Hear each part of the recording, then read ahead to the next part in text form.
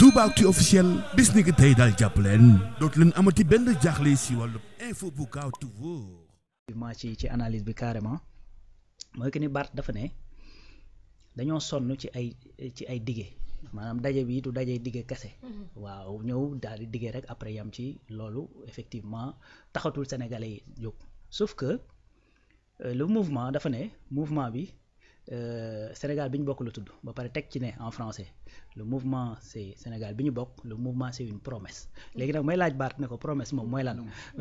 promesse nan lañ koy tekkee ci olof xam nga parce que yow mouvement bi nga jiite ci boppam c'est-à-dire da nga ne c'est une promesse ba pare nga ni sénégalais yi taxawatuñ ci diggee donc yow dans ce cas xanaa da ngay nu ma koy tuddeeti maanaam yow d'office dañ lay éliminer dans ce cas bu fekkee sénégalais yi taxawatuñ ci ay diggee du dëgg donc xam nga loolu muy loo xamante ne man dama jàpp ne njuumte la ci communication bi nga xamante ne porté na ko en réalité dafay wane également juste envergure du mouvement bi nga xamante ne moom la Barth di teg que certainement il l'a fait dans la précipitation bëgg ko def coûte que coûte dans la journée du 28 mais en réalité amul impact sax bi mu waroon a am parce que jublu bi xam nga gis nga des fois moom laay wax gars yi keroog bi ñuy génn def seen manifestation yi ci affaire homosexualité man leen ne vous trompez pas de cible seen cible du Ousmane Sonko c'est les homosexuels Barth qu'il se trompe pas de cible sa cible c'est pas Ousmane Sonko ni Bassirou Diomaye bien que nag moom li muy wër ci loxo ñooñ la ne mais ñi koy joxe du ñoom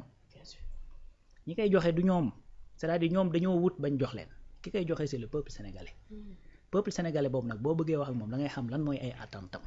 ak fan lay xaar les hommes politiques c'est-à-dire tu peux pas faire un discours boo xamante ni voilà ñëw wax benn kii pour ne yenn principe yi ngay ñëw di xeex alors que tout ton discours boo seetee le champ lexical dige boobu ngay wax moo ci nekk c'est-à-dire tout ce que tu dis c'est des promesses n'est-ce pas donc loolu dama ko cee jàngee beneen affaire mooy Barth bi muy jeexal dafa wax benn phrase mu ne quand le mal a toutes les audaces le bien doit avoir tous les courages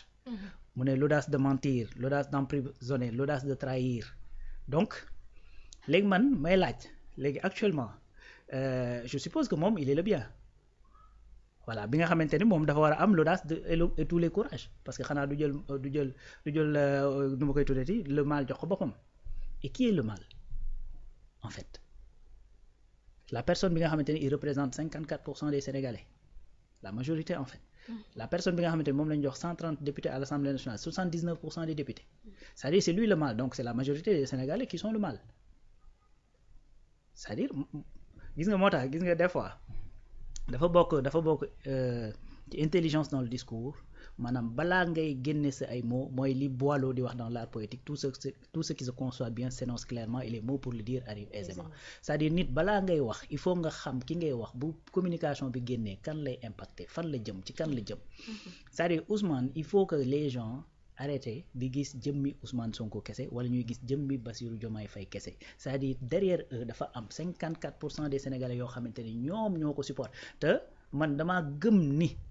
54% boobu c'est juste que fichier bi la mais ñi leen yéene woon nguur gi te voté wuñu ñoo ëpp foofu xam la donc boo dee wax à chaque fois nga wax kooku c'est-à-dire par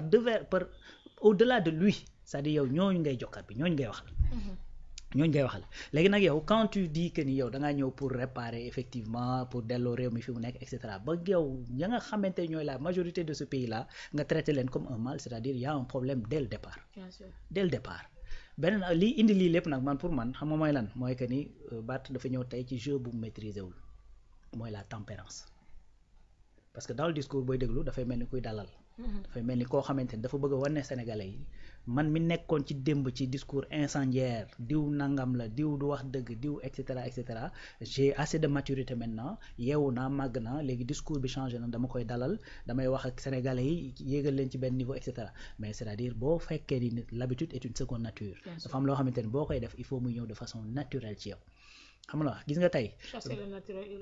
au galop gis nga li benn jour may dégg Mamboy Diaw di ko wax mu ne Ousmane Sonko sénégalais dañ koo xamul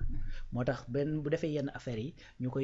koy mu leen di jaaxal mais boo ko xamee da ngay xam ne nit koo xamante la il est toujours dans des combats mu ne bu demee ba amatul combat sax moom mooy créer boppam combat donc loolu c'est naturel chez lui moo tax tey muy jaaxal sénégalais yi yow nga bëgg coûte que coûte naan Ousmane na changé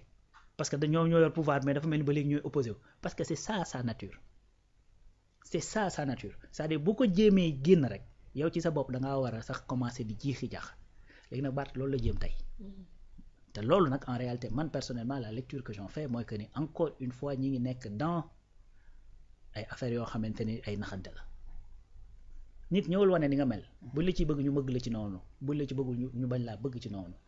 ñii fi nekk noonu lañ def dañoo ñëw yëf yi nii la man nii laay politiquer pendant 10 ans ngay def la même chose lu ne nga dégg ko ci gars yi naan da ngaa violent da ngaa nangam Sénégal ni ñun d'accord nañ ni mu mel nii noonu lañ ko bëggee nañ ko falee noonu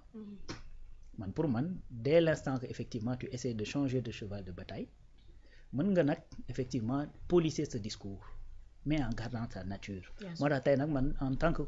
encore une fois en tant que communicant loolu da nga koy sentir ci moom le discours en français c'était bien parce que mi ngi doon lire les mots wax dëgg yàlla tubaab bu neex la mais dans le fond également il y a absolument pas grand chose quand tu dis ñi ngi ñuy sonal ak pétrole mais pétrole bi kan moo ko dul wax pétrole bi dina nekk Sénégal te kenn du ci wax te pétrole bi les ressources naturelles appartiennent au peuple loolu la constitution wax waa peuple boobu jël am ñu mu dénk ñu am ressources naturelles yoo xamante ni yaakaar nañ ni mën naa régler lu bari ci réew mi duñ ci wax croissance bi ñuy wax Sénégal wax ko di croissance 8.4 c'est pas le Sénégal qui l'a dit c'est-à-dire c'est les standards internationaux ñoom ñoo ko wax mais loolu dañ koy wax croissance yàgg nañ ko wax ci réew mi croissance extravertie la woon instant bi nu ñuy def ba mu toogaat ci réew mi la ñuy xool beneen affaire mooy taux de chômage mais gars yi bi ñu ñëwee yàggul régime bi fi jógee 10.2 la ko fekk yóbbu ko 20.1 déficit budgétaire 30% yóbbu ko 99,65